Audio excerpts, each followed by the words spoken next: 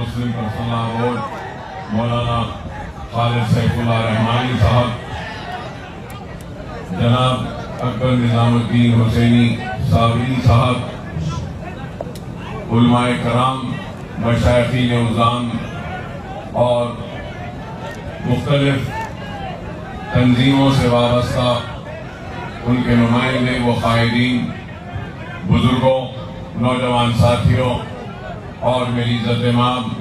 پردہ نشین ماں اور بہنوں، وقت بہت کم ہے، اپنی بات کو مختصراً بیان کرتے ہوئے ختم کروں گا تو یہی کہوں گا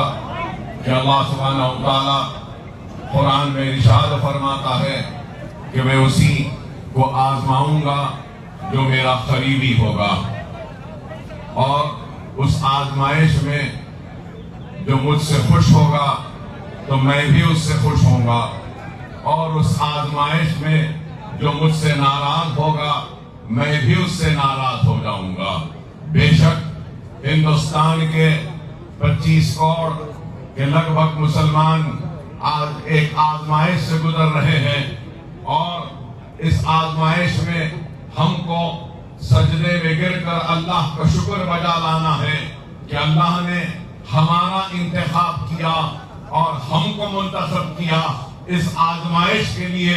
اور اگر ہم اللہ کا شکر ادا کرتے ہوئے کامیابی کے ساتھ اللہ کی رسی کو مضبوطی سے تھام کر عزم اور حوصلے کے ساتھ اپنے ایمان کو مضبوط کرتے ہوئے آگے بڑھیں گے تو وہ دن دور نہیں کہ کامیابی اور کامرانی ہمارے قدموں کو چومے گی، اور یہ قانون جو بنایا گیا ہے تحفظ وقت کے لیے نہیں بلکہ تباہی وقت کے لیے، اس قانون کو واپس لینا پڑے گا، لیکن اس کے لیے ہم کو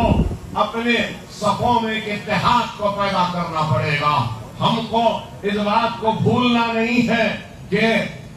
آزمائش آتی ہے، اور آزمائش میں ثابت قدمی سے جو قوم آگے بڑھتی ہے تو اس قوم کو شکست نہیں ہوتی، اور ہر قوم کے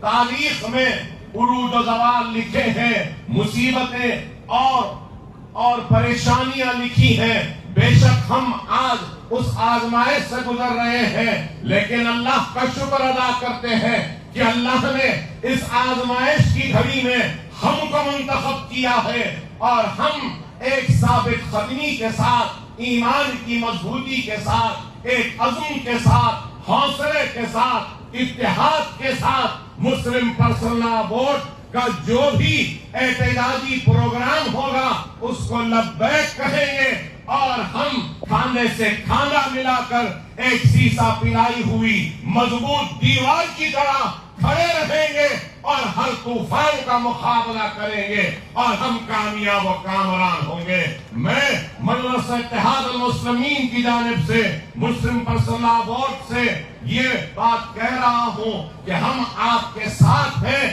آپ قیادت کریے، ہم آپ کے پیچھے ہیں، اور آپ کی ہر آواز پر لبیک کہیں گے، اور ظالم کے